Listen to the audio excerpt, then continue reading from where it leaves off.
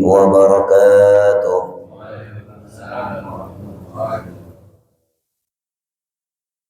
Alhamdulillah wassalatu wassalamu ala Rasulillah Sayyidina Muhammadin ibni Abdillah sallallahu alaihi wa alihi wa sahbihi wa man wala wala hawla wala quwwata illa billah.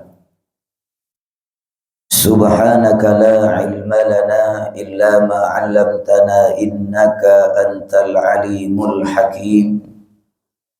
Rabbi israh li sadri wa yassir li amri wahlul 'uqdatam min lisani yafqahu qawli.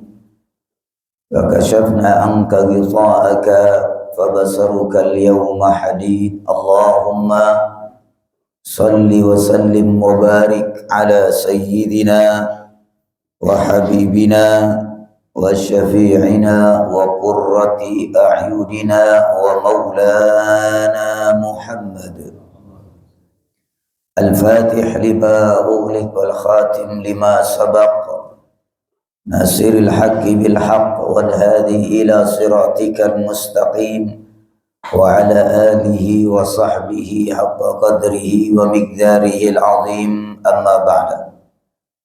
Alhamdulillah wa syukurillah, pagi yang insyaallah kita semua mendapatkan keberkahan dari Allah subhanahu wa ta'ala, terkhusus jamaah salatus subuh Masjid Jami Nurus Sa'adah, yang mudah-mudahan kita semuanya insyaallah tanpa terkecuali pengurus Masjid Jami Nurus Sa'adah, ketua dewan pengurus, begitu juga semua jemaah, mudah-mudahan insyaallah pagi ini semua kita tercatatkan orang-orang yang mendapatkan doa keberkahan dari baginda Nabi Muhammad sallallahu alaihi wasallam, yang Nabi berdoa, Allahumma barik fi bukuri ummati, ya Allah berkahi ya Allah dalam pagi-pagi umatku. Jemaah yang dimuliakan oleh Allah subhanahu wa ta'ala, kesemuanya yang hadir, yang duduk selepas salat subuh ini, yang selalu dimuliakan oleh Allah, dicintai, disayang oleh Allah subhanahu wa ta'ala. Mudah-mudahan segala hajat kita dikabulkan oleh Allah. Amin ya rabbal. Izinkan saya menyampaikan dua ayat dalam surat Al-Baqarah di dalam kitab Rawa'i'ul Bayan fi tafsiri ayatil ahkam lil imam at-tafsir al-mufassir Syekh Muhammad Ali As-Sabuni rahimahullahu ta'ala rahmatal abrar. Rawa'i'ul Bayan ini adalah kitab yang sangat bagus ya. Rawa'i'ul Bayan, penjelasan-penjelasan yang bagus fi tafsiri, dalam menguraikan ayatil ahkam, ayat-ayat yang berhubungan dengan hukum, minal Qur'ani, dari Al-Qur'an. Di sana beliau menyampaikan dua ayat dari surat Al-Baqarah, ayat 172 sampai ayat 173, hanya dua ayat saja. Dari dua ayat ini, maka beliau Syekh Muhammad Ali As-Sabuni mengeluarkan beberapa hukum, tentu sesuai dengan pendapat-pendapat ulama-ulama fikih.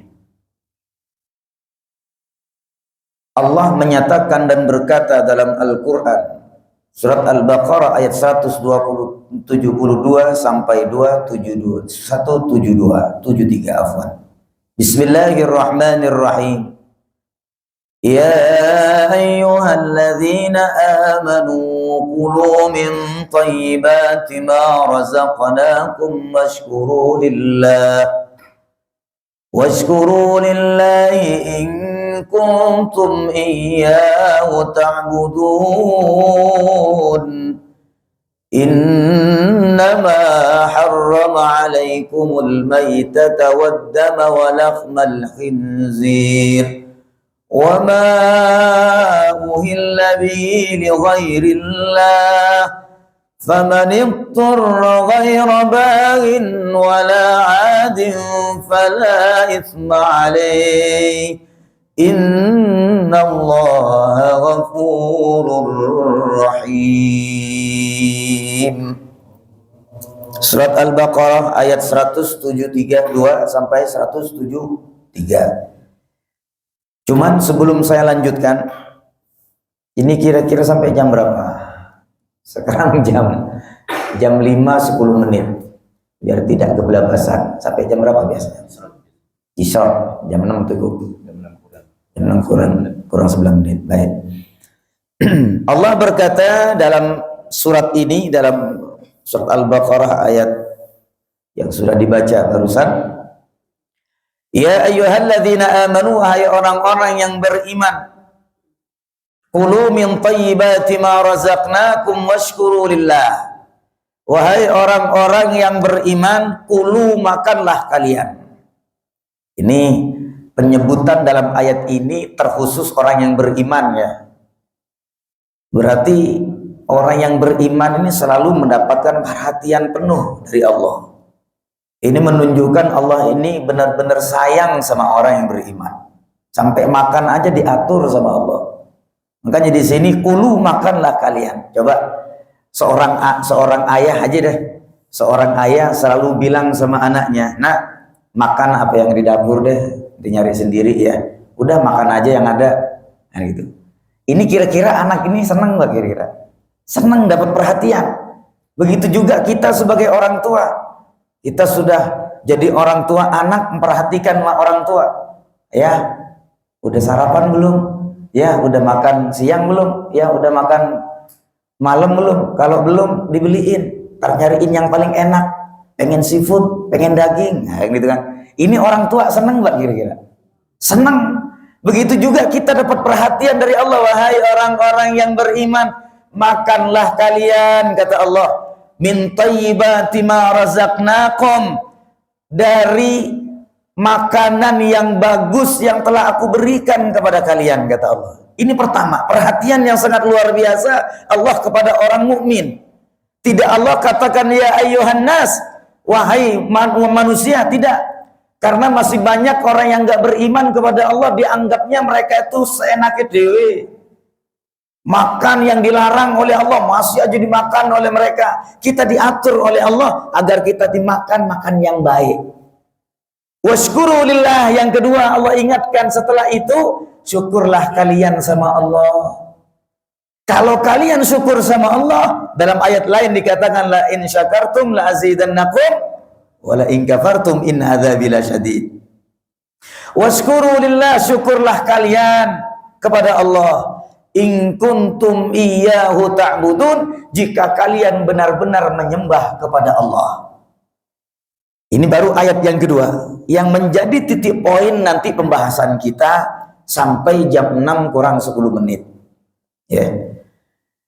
Innama harrama alaikumul maitata. Ini yang pertama. Kata Allah, sesungguhnya Allah telah mengharamkan kepada kalian apa yang diharamkan, al-maitatah. Ini yang pertama nih.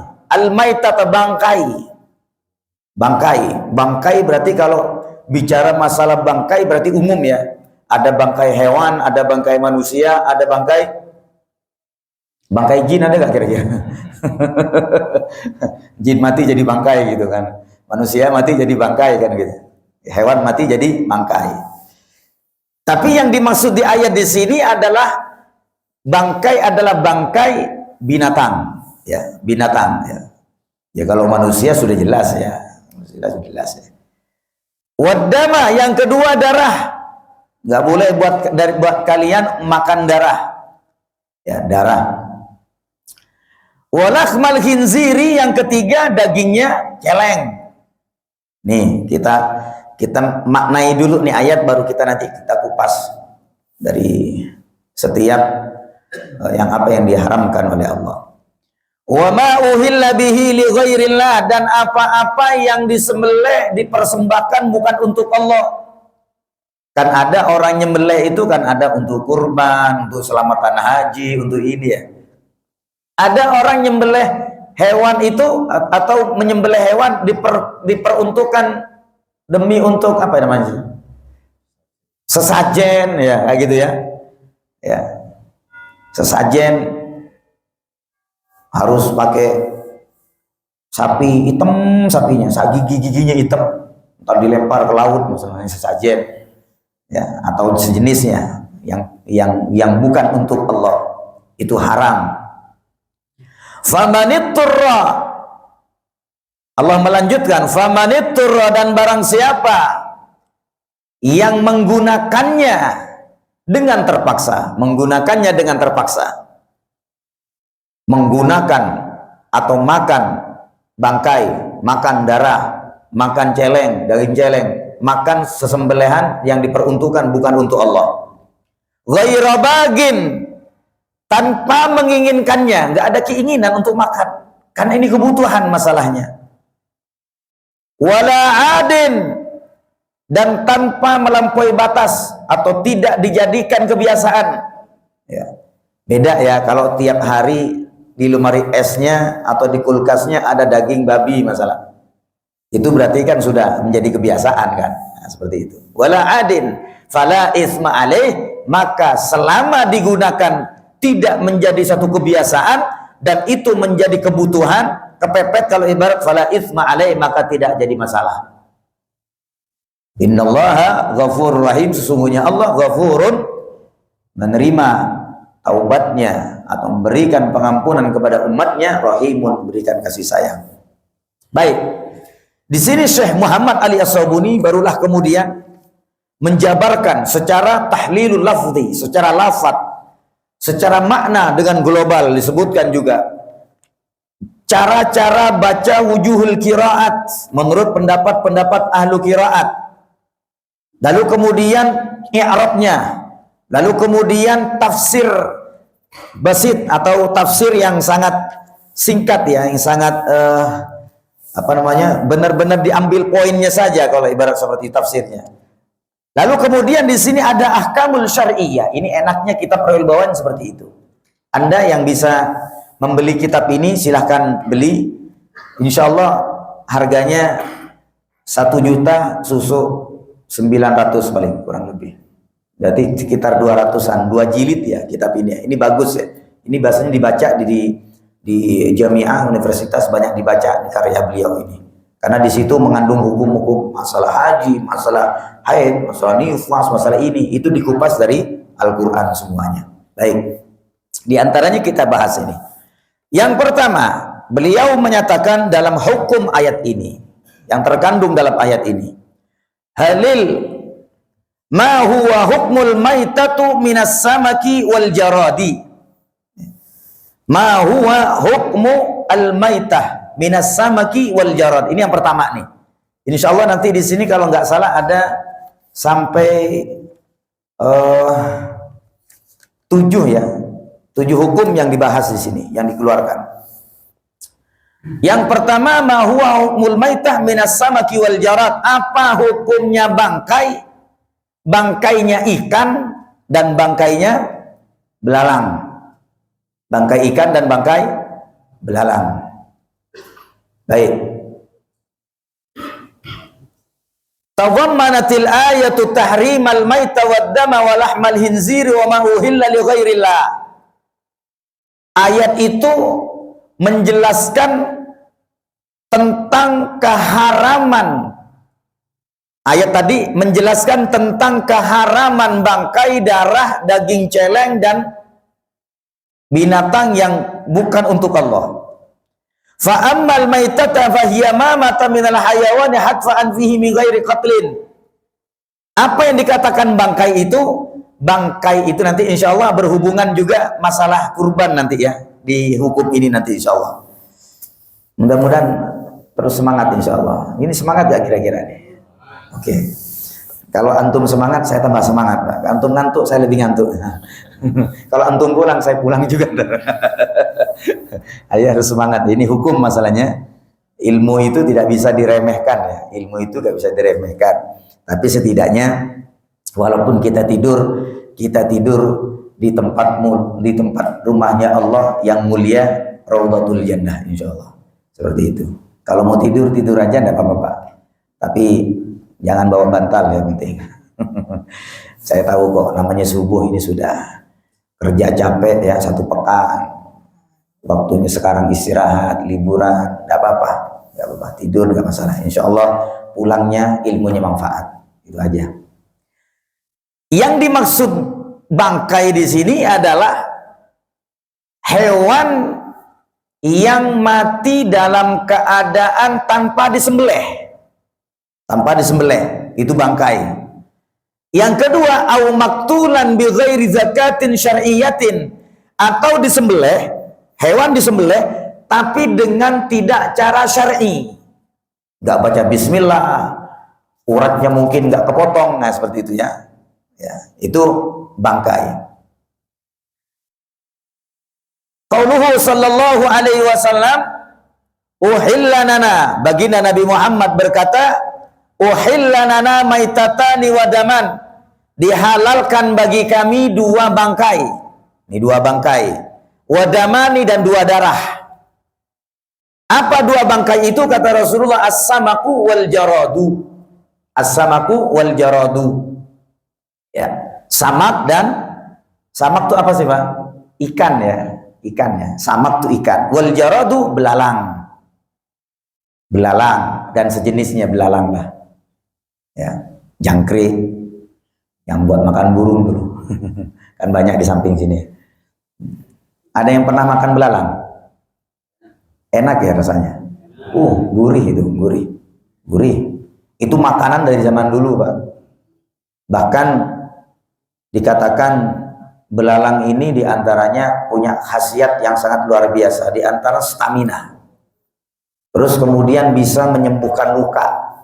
Dulu kalau ada luka, apa bakarannya belalang itu dibuat untuk merapatkan luka. Tuh. Terus mengobati ambeien, itu belalang tuh. Terus mengobati apa ya? Nggak lancar kencing tuh apa namanya? Prostat. Ya, itu belalang tuh. Bagus itu. Itu yang dikatakan bangkai hanya 2 yang bisa dikonsumsi, yaitu bangkainya ikan, bangkainya apa namanya? Belalang. Yes. Yang kedua, wadaman, 2 darah. Tadi dikatakan bahwasanya darah itu haram dimakan, dikonsumsi. Tapi ada 2 darah yang diperbolehkan. Kata baginda Nabi Muhammad, al-kabid wa tuhal. Kabid itu adalah apa namanya? Hati hewan ya, jangan hati manusia. Hati hewan, sapi, kambing yang halal dimakan, itu diantaranya al-kabid. Watuhal, limpah. Apa limpah? Yang kayak jantung itu mungkin, bukan ya? Ya, ayo dong. Amplak ya. Limpah, tuhal. Itu. Hati ini sebenarnya kalau dicuci kan merah, makanya itu dikatakan darah, tapi boleh dimakan. Ya, seperti itu. Baik. Hadis yang kedua terkait masalah laut. Nabi menyatakan dan berkata, huwa tahuru ma'uhu wal hillu maitatuh. Ini sebenarnya ngaji ini kan agak-agak sedikit disingkat sama Al-Bagir ya, tapi insya Allah kita ambil poin-poinnya saja. Huwa tahuru ma'uhu al-hillu maitatuh.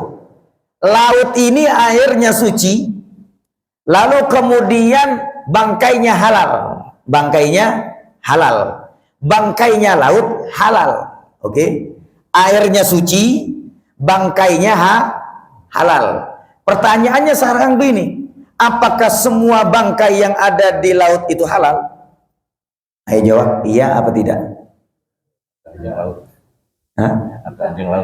Iya. Apakah semua bangkainya laut itu halal? Bangkai yang di laut halal. Tadi dikatakan oleh Nabi Muhammad, at-tahuru ma'uhu wal hillu maitatuhu. Airnya suci, laut. Kemudian bangkainya halal. Oke, kita kunci. Airnya suci, bangkainya halal. Pertanyaannya sekarang, apakah semua bangkai yang di laut adalah halal? Nudhirah, kita lihat dulu. Ya, ada orang mati nyemplung di sana. Atau ada sapi stres, nggak mau disembelih, jadi kurban. Saya nggak mau jadi kurban, lari ke laut, mati nyemplung dia. Ke pinggir, ketemu sama Pak Haji Somah tuh. Ini sapi ini mati nih. Lihat dulu nih, dipotong apa enggak? Macam-macam. Kalau nggak dipotong, maka jadi bangkai. Tapi kalau dipotong, udah dipotong, set, udah selesai. Bismillahirrahmanirrahim, Allahu Akbar, dipotong, seret. Habis itu panitianya berantem. Enggak, ini begini, pokoknya ada aja begini. Udah ada, daripada berantem urusan daging, buang aja ke laut, buang ke laut. Ketemu Pak Haji Somah tuh, ini daging ini, kambing udah dipotong ini. Nah, boleh saja barangkali ini sudah dipotong tapi kemudian kena banjir. Nah, setelah halal kemudian kena banjir, boleh dimakan. Tapi kalau meninggal atau mati disebabkan karena penyakit, disebabkan karena yang lain-lain seperti sekarang virus di Jawa Timur sudah mulai terkenal lagi sekarang ini. Sapi tahu-tahu mati, ya, itu sudah menjadi bangkai seperti itu. Itu sudah menjadi bangkai. Baik. Lalu Al-Imam Abu Hanifah, pertama nih, Imam Abu Hanifah mengatakan dan menyatakan beliau, haramu aklil bahri illa as-samak. Semua binatang laut itu haram dimakan kecuali samak yang namanya ikan saja. Ayo sebutkan ikan. Tongkol. Apalagi? Sebutan 4 aja deh. Yang namanya ikan. Ikan tenggiri, kakap, ayo. Bawal, hiu. Namanya ikan. Pokoknya namanya ikan halal. Yang enggak namanya ikan haram. Itu Imam Abu Hanifah tuh. Karena masih banyak penduduk laut yang namanya bukan ikan. Babi laut, anjing laut, ayo. Kan bukan ikan itu, Pak. Cumi-cumi. Cumi-cumi bukan samak, habbarah itu. Habbarah itu yang ada hitamnya tuh. Habbarah namanya kalau bahasa Arabnya. Lalu apa lagi? Udang, gurita. Ya, gurita ya. Ya. Pokoknya selain ikan, selain namanya ikan, Abu Hanifah mengatakan haram dimakan. Makanya pengikut Abu Hanifah itu kalau dikatakan kamu mazhabnya siapa? Saya Abu Hanifah. Kasih udang. Kalau makan bohong itu berarti. Kalau mazhab Abu Hanifah nggak mau. Banyak teman-teman saya itu mazhab Hanifah di Mekah itu ketika dikasih udang itu haram indana, maijus. Nggak boleh. Kasih cumi-cumi nggak mau, kasih ini nggak mau. Kasih rajungan nggak mau. Enak nih duduk sama orang Abu Hanifah nih. Jadi kita semua yang makan akhirnya seperti itu. Yang kedua, ini pendapat Imam Asy-Syafi'i dan Auza'i. Berikut Imam Mujahid dan Imam Hanabilah atau Imam Ahmad. Ya. Ma fil bahri misrul barril halali kal barril bahri halalun. Penduduk laut ya, kita baca penduduk laut aja ya. Penduduk laut tuh ada paus, ada cumi-cumi, ada ini ya. Gitu ya. Mislul barril halal, tapi di laut ini ada binatang seperti binatang halal yang ada di daratan. Ada sapi masalah tapi di laut. Ada kambing di laut. Tapi memang bentuknya bentuk sapi, tapi sapi laut gitu loh. Ya, anjing laut kayak gitu loh. Tapi yang halal di daratan apa, Pak? Kambing, sapi, onta, kuda, kerbau, ayam, etek, bebek, angsa, dikuali, dikuali. Nah ini kan barang makanan-makanan halal di daratan kan. Seandainya dia ada di laut, jadi penduduk laut nih, jadi penduduk laut, maka di sini halal dimakan. Halal dimakan. Kalau mati di laut, asalkan dia penduduk laut. Penduduk laut begini yang dimaksud, dia itu tidak bertahan di daratan, cuman hanya bertahan di laut. Itu maksud penduduk laut seperti itu ya. Biar enaknya penduduk laut aja deh, gitu. Seperti kita ini penduduk yang hawanya sedang kayak begini, ditaruh di kutub utara, kira-kira gimana kita? Karena apa? Bukan penduduk sana. Yang dimaksud penduduk laut ini, seandainya ada penduduk laut, tapi bentuknya seperti bentuk apa namanya? Hewan yang halal di sini, sapi, tapi tidak hidup sapi ini di daratan, tapi di lautan. Maka ketika dia mati di laut, maka boleh dimakan. Boleh dimakan. Asalkan penduduk laut. Tapi bentuknya hewan yang halal di daratan, seperti itu. Ini pendapat Imam Syafi'i, Mujahid, Imam Hambali, dan juga Imam Auza'i. Yang ketiga, pendapatnya Imam Syafi'i, ini juga Hambali dan Imam Maliki. Kullu ma'asha fil bahri wa laysa fil barri walau mithlal barril harami halalu.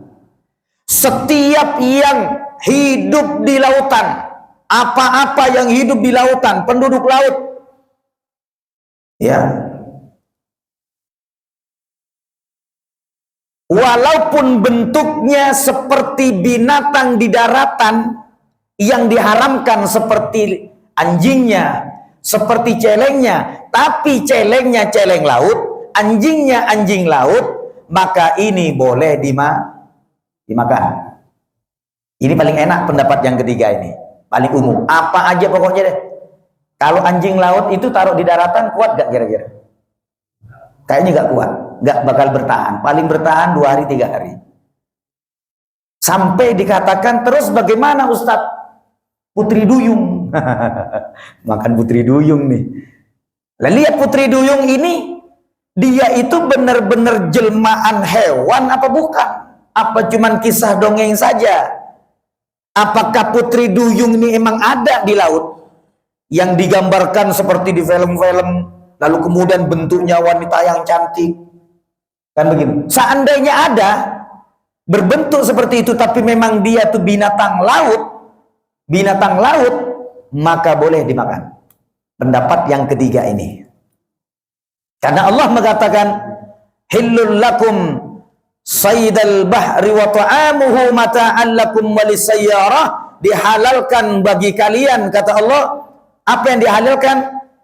Buruan binatang laut, wa ta'amuhu sebagai makanan yang lezat bagi mereka, walisayyarah dan makanan untuk orang-orang yang dalam keadaan bepergian.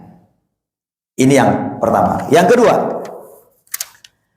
beliau mengatakan dalam menyikapi dalam ayat atau firman Allah yang sudah dibaca tadi, ma hiya zakatul janin ba'dza dzabhi ummi. Sekarang begini Pak, besok Bapak nyembelih kurban. Ketika disembelih kurbannya, selesai semua, benar-benar berhenti, dibuka ikatnya. Sudah dibuka ikatnya, kulitnya dikelupas. Ketika dikupas, dibelek perutnya dari dada sampai ke bawah. Ketika dibuka, tahu-tahu di dalamnya ada anaknya, ada janinnya. Ini kira-kira janin tadi itu mau Bapak makan apa dibuang?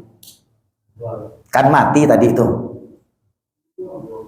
Dibuang apa dimakan? Dibuang, oke. Ada yang mengatakan dimakan? Enggak, dibuang semua ya. Oke.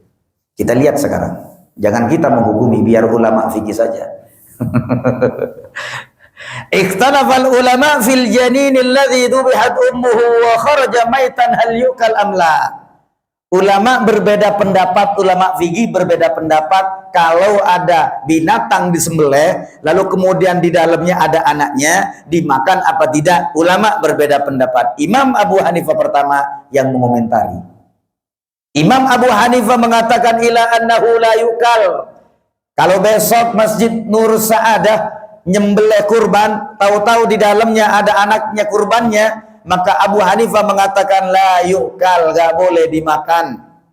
Imam Abu Hanifah nih, illa an yukhrija hayyan fayudbah, kecuali ketika dibuka anaknya masih hidup lalu disembelih, boleh dimakan. Tapi kalau sudah mati maka itu dikatakan bangkai. Li umumil ayah, karena ayat yang sudah menjelaskan tadi, kata Imam Abu Hanifah, innama harrama alaikumul maitata, maka Allah haramkan bagi kalian untuk mengkonsumsi bangkai.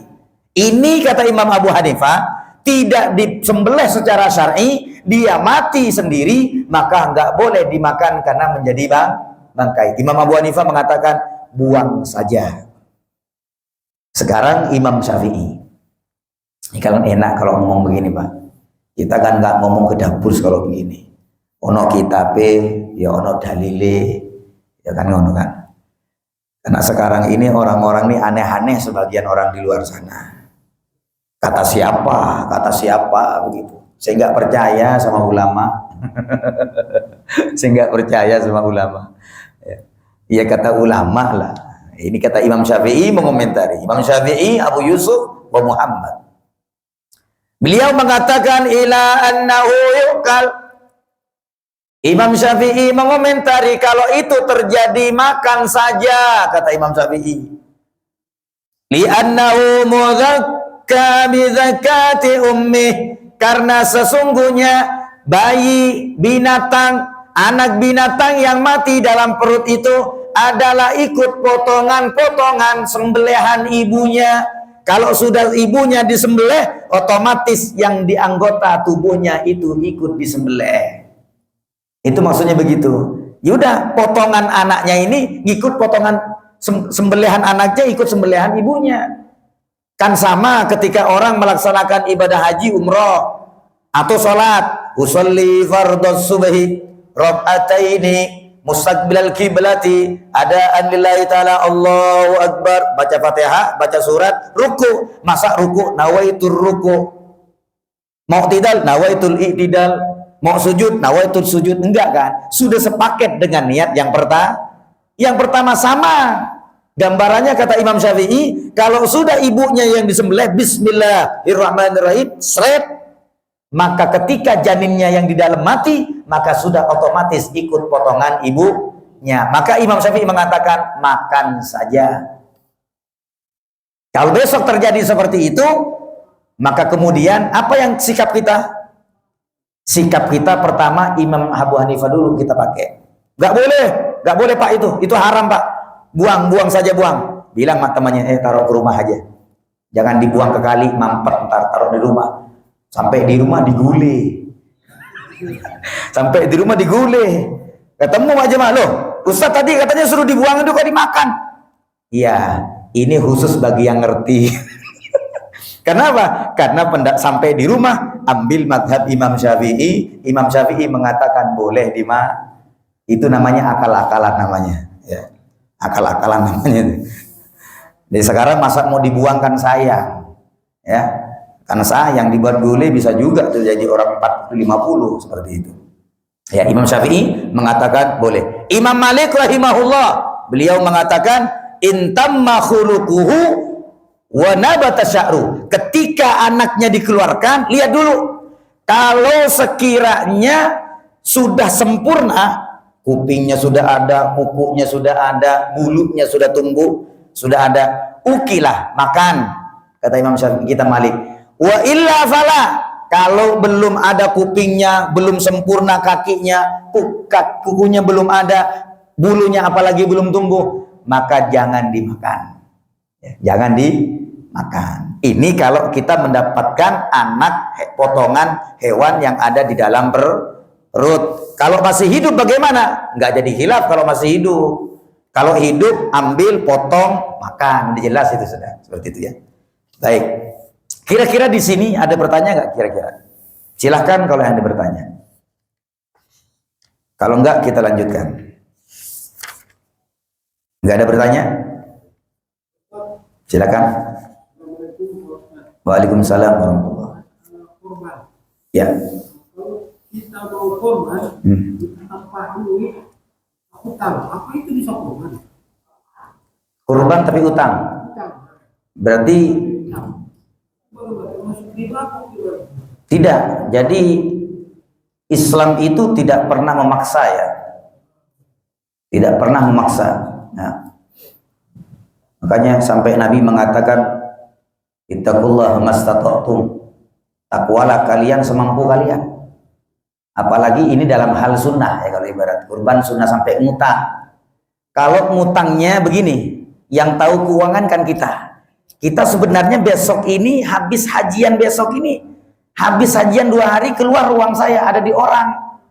Gitu loh. Kalau itu yang terjadi boleh. Tapi kalau seandainya belum ketemu uang kita ini adanya kapan, maka di sini jangan pernah kita memaksa, maka gak boleh nanti.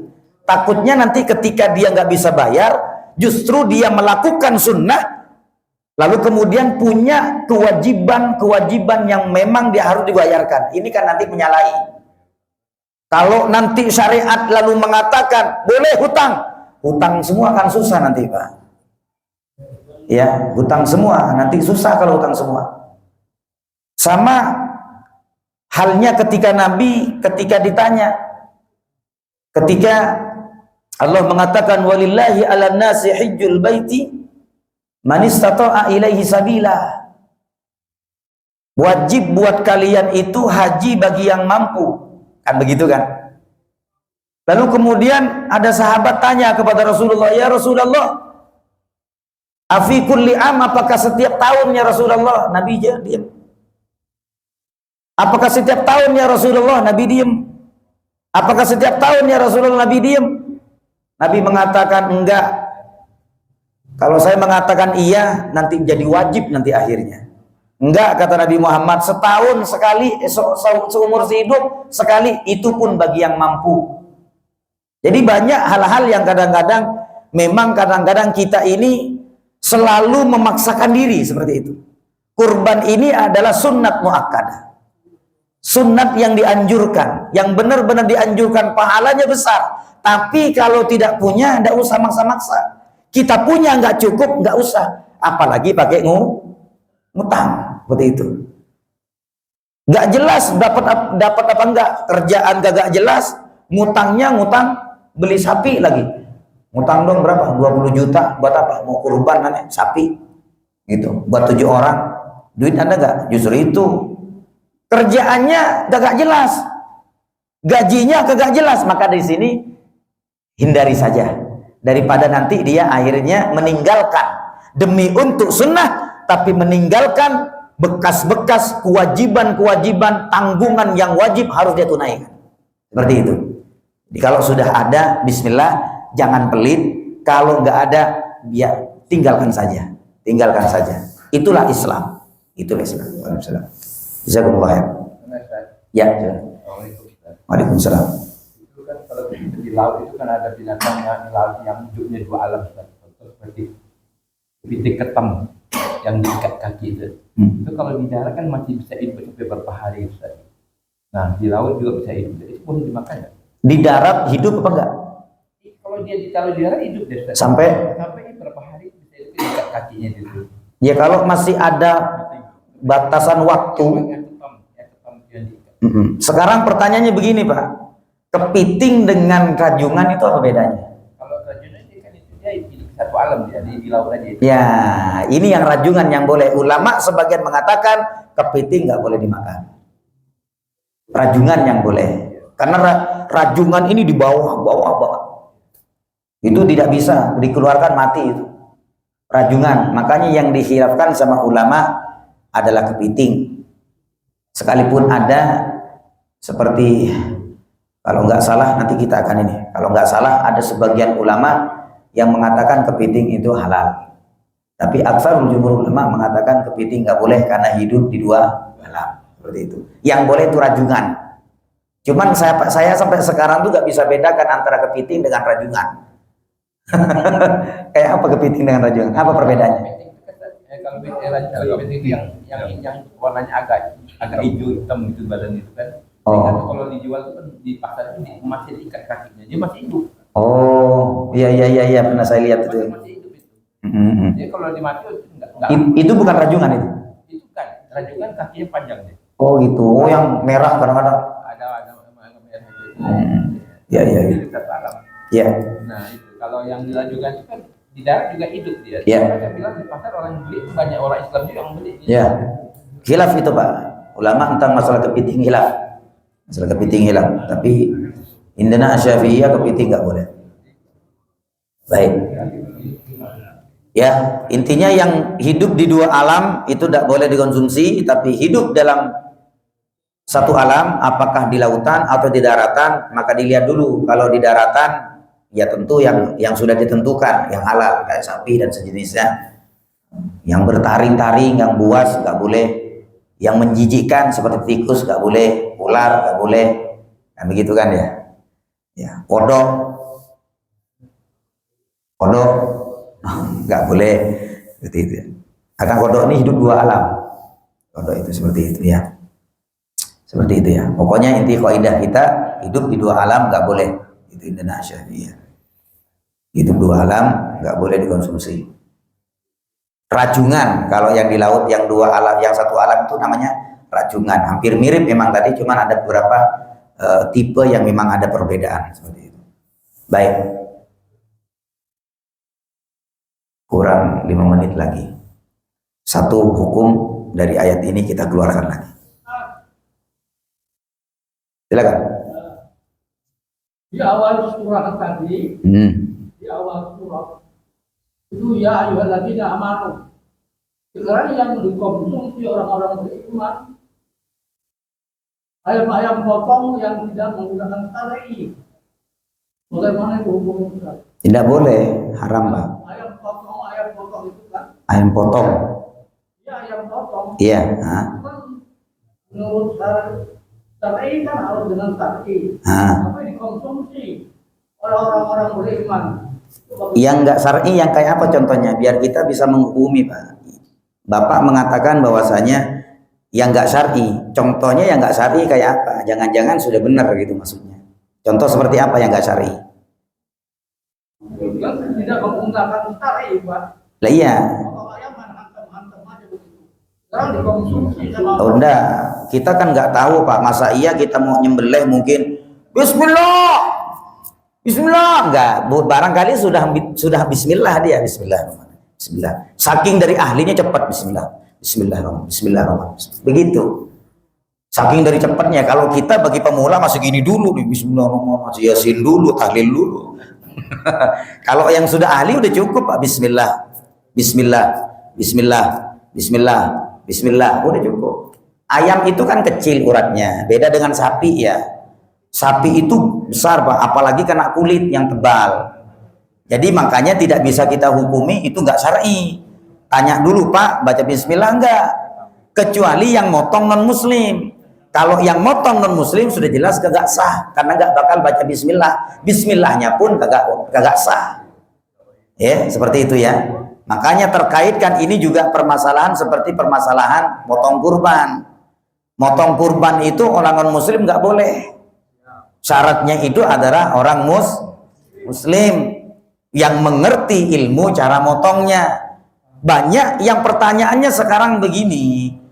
Orang muslim ini, orang muslim saya bilang ya, insya Allah kalau orang yang beriman masih aman. Orang Islam kalau ibarat. Orang Islam ini kan macam-macam, ada imannya yang kuat, ada imannya yang tidak kuat. Ada yang mengatakan Islam cuma KTP saja, bukan Islam di dada, tapi di KTP. Ini kan banyak model kayak gitu. Tidak usah kita pertanyakan, banyak kok. Jangankan yang syubhat, yang haram aja sudah jelas dimakan kok. Kan begitu. Yang haram sudah jelas makan.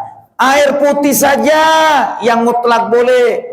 Dicampur sama kopi, itu yang boleh. Dicampur sama teh, itu yang boleh. Sudah jelas syariat menyatakan.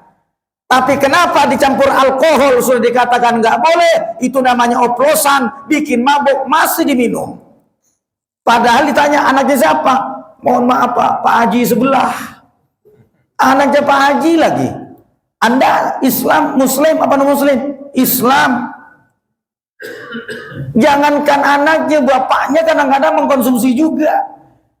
Jadi sekeluarga kadang-kadang mengkonsumsi, sudah jelas itu diharamkan masih dimakan. Apalagi yang potongan tadi kayak gitu dibabas, udah gak kenal mereka. Makanya di sini insya Allah kalau dinyatakan orang yang sudah beriman banyak lebih condong ke sesuatu yang baik daripada cuman hanya menyandangkan keislaman saja. Karena banyak yang menyatakan Islam tapi perbuatannya di luar daripada ajaran Islam. Jadi itu. Sedikit lagi. Izin boleh ya? Karena ngaji ini kalau pakai kitab ini mau sampai 4 jam 2 hari nggak selesai ya.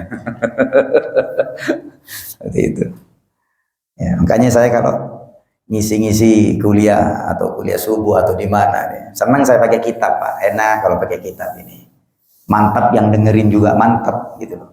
Nggak percaya, karena apa? Pernah saya juga pakai dalil, lo saya pakai ini, lo yang dibaca saya ini apa? Mau dikira koran, jawab pos apa Kompas mungkin yang dibaca.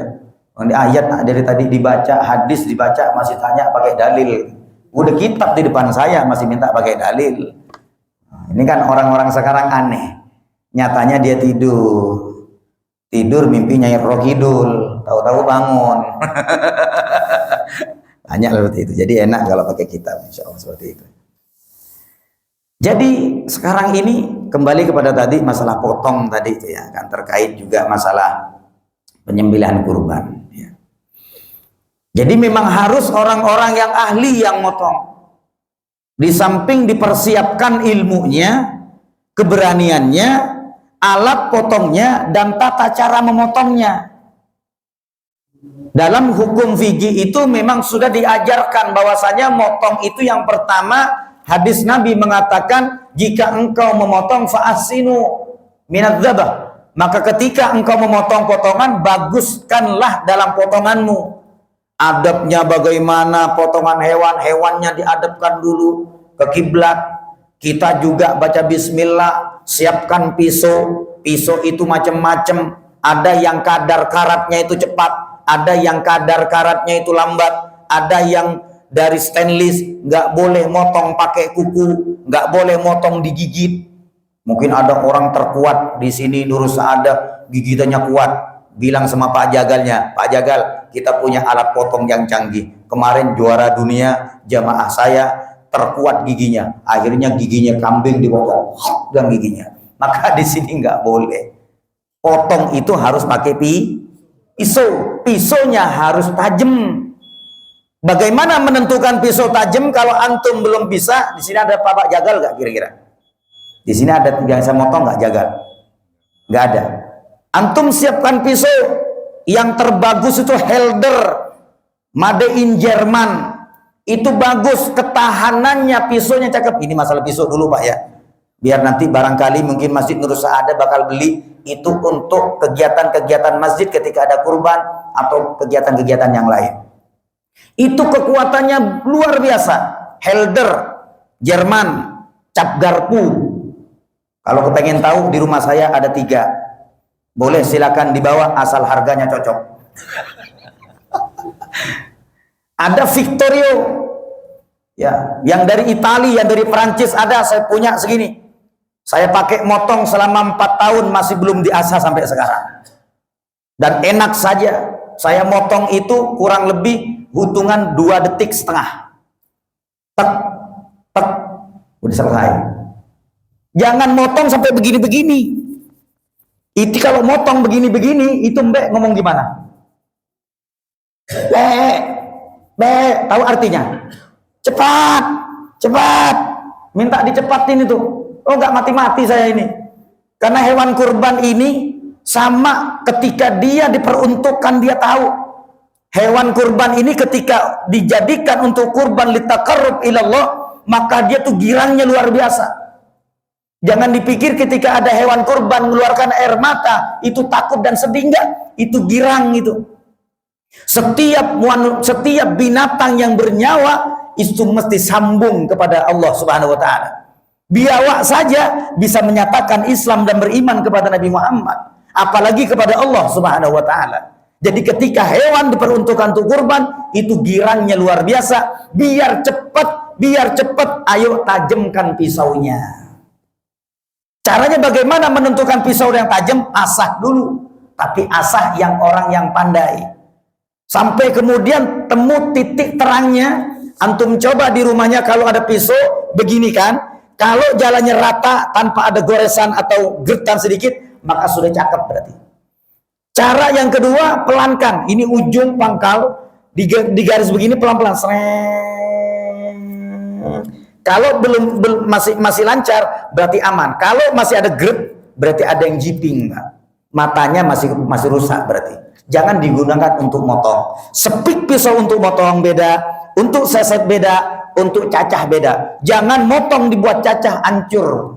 Karena matanya kecil banget untuk motong itu. Kecil. Kena tulang langsung rusak. Kena tulang langsung rusak. Orang yang profesional ketika motong, jangan sampai potongannya kena tulang. Cukup 2 syarat saja itu sudah memadai. Urat hulqum, apa namanya? Buat kotoran. Al-mar'i, buat nyawa. Itu ya. Di urat binatang itu ada 4. Di tengah 2 barang begini nih. Kalau bisa 3-3-nya Indonesia Syafi'iyah sudah cukup. 2 aja udah cukup. Al-mar'i wal hulqum. Yang buat darah, buat nafas dengan makanan. Itu udah cukup sudah. Antum sudah tahu sudah. Lalu bagaimana sekarang untuk menciptakan makanan daging biar enak? Nah, ini yang jarang ditemui. Itu semua ada tata caranya. Yang pertama, hewan jangan dibikin stres. Kalau hewan stres, disembelih, maka dagingnya kurang enak. Keras juga, bau juga. Makanya usahakan ketika potongan hewan, hewannya tenang. Bagaimana biar tenang hewannya? Jangan gerusak-gerusuk, jangan rame kalau orang yang tidak ada kepentingan dalam potongan hewan. Ramenya ngeliat dong, oh begini, ngomong doang, tapi gak bantu. Itu kadang-kadang bikin bising sama hewan kurban. Makanya cukup jagal itu 4 orang, 2 orang sudah bisa kerumpukan. Tenang itu. Tenang itu. Kalau nggak tenang, sisihkan dulu, biar dia tenang sapinya, ngambil yang lain dulu. Ini sudah tenang, baru kita potong. Itu kan banyak terjadi itu, sapi kabur itu. Itu bukan nggak mau dipotong itu. Orang-orang yang nggak mengerti. Kita ini kepengen, kalau bahasa kita begini, bahasa hewannya. Kita ini kepengen khusyuk ngadap sama Allah, ngapain sih inti ribut? Kita ini sholat, bagaimana ketika kita sholat, ada orangnya bercanda, kira-kira terganggu nggak? Hewan tuh seperti itu. Maka hewan ketika disembelih, dibawa, digeret dengan cara yang benar, dia tuh akan pasrah. Makanya banyak di YouTube itu kan, dirobohkan gitu doang, udah diem aja. Diem aja, nggak gerak-gerak, nggak diikat, nggak apa. Karena memang sudah tahu diperuntukkan siapa. Dia disembelih, diperuntukkan untuk Allah Subhanahu wa Ta'ala. Jadi itu yang kedua. Yang pertama. Yang kedua, biar daging enak, maka orang yang menyembelih, kalau orang jagal sudah paham sudah. Orang yang menyembelih harus tahu keluar masuknya nafas, detak jantungnya. Semua tuh kalau kita pegang aja, seperti itu. Pahami dulu, pegang lehernya. Ini nafas masuk, nafas keluar, nafas masuk, nafas keluar, nafas masuk, nafas keluar. Oh, hitungan detik. Tak, tak, tak, masuk, keluar, masuk, keluar, masuk, keluar. Ketika keluarnya ini dibarengkan dengan potongan yang cepat, set, itu hasil dagingnya bagus, Pak. Bagus itu. Tahadusan bin nikmah. Saya ini motong kurban, Ustaz. Bukan di sini, tapi di Tanah Abang jauh motong kurban saya. Sapi kadang-kadang ada 7, ada 10. Sapi doang. Kalau kambing ada 60 lebih. Semuanya minta potong sama saya. Saya bilang, enggak. Saya sapi saja. Karena apa? 4 tahun saya sudah berjalan di sana. Karena selama ini mereka itu potongan daging rasanya biasa. Kok ketika Ustadz yang motong ini semua warga mengatakan kok enak. Kata saya, bukan tangan saya, tapi cara yang benar. Orang motong itu, yang dipotong dengan yang dipotong harus menjiwai. Harus menjiwai. Yang motong juga harus menjiwai, tahu bagaimana karakternya, sayangnya kepada hewan. Jangan asal diinjek kuat gitu, enggak, lain lagi itu urusannya. Lain lagi, pakai hati perasaannya dulu, pamit dulu. Kalau bahasa kita ini, pamit ya, mohon maaf ya, kayak gitu loh. Jadi hati itu lembutin dulu nih sama hewan. Pegang baik-baik, pegang baik-baik. Udah tenang, barulah bismillah, jelas seperti itu. Jangan kletek, ganti pisau lagi kletek, ganti pisau lagi kletek. Ini gimana? Konsepnya bagaimana gitu loh. Jadi yang kayak gini yang dikatakan menyiksa hewan. Kayak gini ya tidak bukan syar'i. Ini bukan ajaran namanya seperti itu ya. Mudah-mudahan insya Allah sedikit maklumat ini dapat kita pahami bahwasanya kurban itu adalah ibadah, ya, adalah ibadah. Nah sekarang satu titik poin terakhir sekalian, mumpung jam 6 sekalian lewat. Ini lewat, mohon maaf. Sekalian sekalian. Kalau seandainya ada binatang yang mati ya, kalau itu masih baru jangan dibuang kalau bisa. Itu kan bangkai, gak boleh dimakan. Jangan dibuang, ambil kulitnya. Karena kulitnya kata Nabi Muhammad boleh. Karena dulu ketika pada zaman Nabi Muhammad ada sahabat geret, ya juru, kambing, ya juru, kambingnya digeret. Kata Nabi Muhammad, mau dikemanakan itu wahai sahabat? Mau dibuang ya Rasulullah. Bagaimana kalau digunakan, dimanfaatkan kulitnya? Kata Nabi Muhammad, ada maitah, ini sudah jadi bangkai ya Rasulullah. Kata Nabi Muhammad, disamak saja biar jadi suci. Jadi sayang sebenarnya. Sekarang ini kan musim sapi mati ya. Ada limusin hitungannya ditimbang 2 ton. 2 ton masalah. Harganya kurang lebih 500 juta. Tahu-tahu mati. Ini kan gede tuh kulitnya.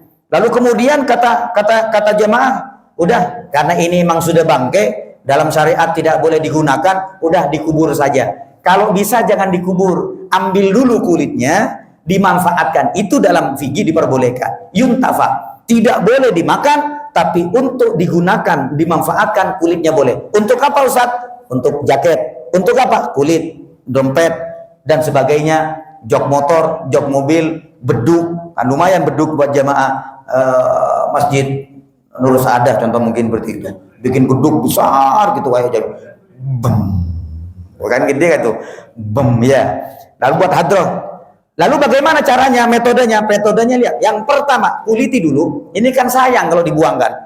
Kulit ini kalau sudah disamak, lalu kemudian dibersihkan dan diwarnai, dijual ke pengepul jaket, itu harganya bisa di atas jutaan, Pak. Yang penting masih bagus. Lalu kemudian cara bagaimana? Kuliti dulu. Ketika sudah lepas, maka kemudian nih kulit statusnya masih najis, Pak. Ini status masih najis karena memang bangkai. Bagaimana caranya? Bersihkan dulu. Itu sama, dabag itu sama namanya dalam fikih. Bersihkan dengan alat, hilangkan dulu yang nempel dari daging-dagingnya, gaji-gajinya sampai bersih. Lalu lahap yang kedua, ini masih status najis. Tahap yang kedua adalah kata Nabi Muhammad, dihilangkan dengan daun-daun sepet.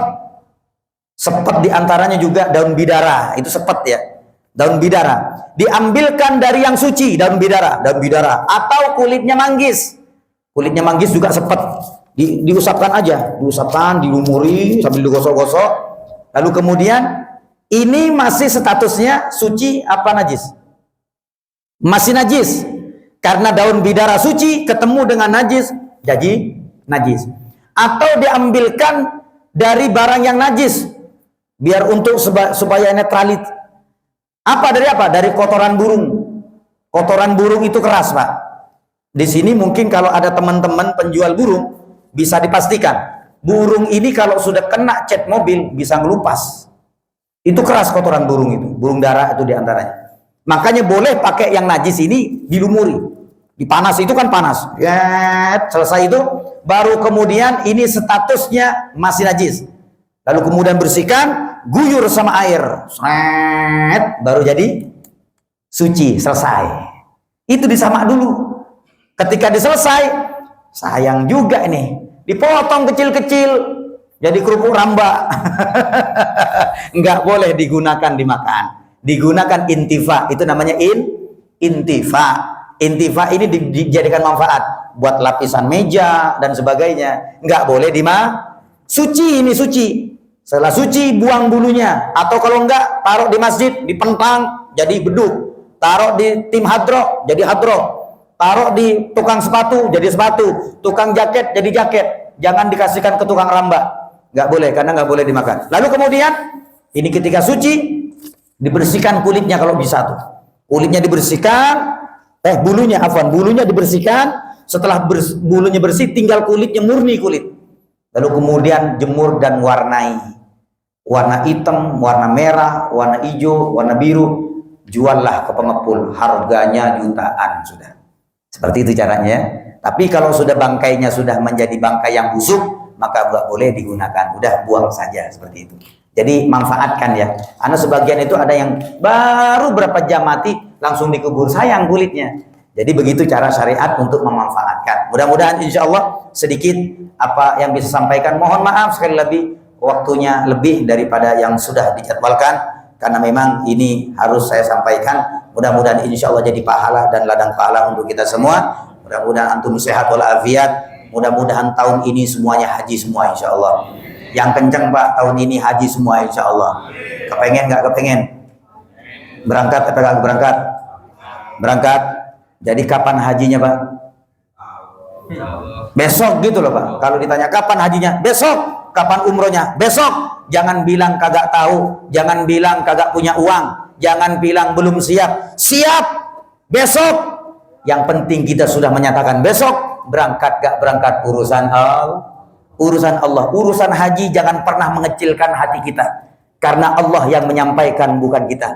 Yang menyampaikan bukan pesawat, yang menyampaikan bukan pilot, yang menyampaikan bukan orang, tapi yang menyampaikan adalah Allah. Ketika Nabi Ibrahim alaihissalam dinyatakan oleh Allah Subhanahu wa taala untuk panggil, "Ya Rabb, bagaimana suara saya akan sampai kepada mereka untuk manggil mereka haji?" Kata Nabi Ibrahim, Allah berkata, "Adzin, panggil saja Ibrahim, wa ana ablagh, saya yang akan menyampaikan mereka." Baik suara Nabi Ibrahim atau kita yang disampaikan oleh Allah. Makanya dalam urusan ibadah haji atau umrah, banyak orang yang bergimangan harta, banyak orang yang mempunyai dolar, banyak orang yang mempunyai dunia dan sebagainya. Maka sedikit mereka yang sampai ke Mekah untuk ziarah melaksanakan ibadah haji umrah. Tapi banyak orang yang nggak mampu sampai ke Mekah. Banyak orang yang nggak mampu sampai Mekah. Yakinkan bahwasanya kita semua yang sekarang duduk untuk menunggu salat isyraq ini, 2 rakaat ini adalah calon-calon tamu baginda Nabi Muhammad sallallahu alaihi wa alihi wasallam.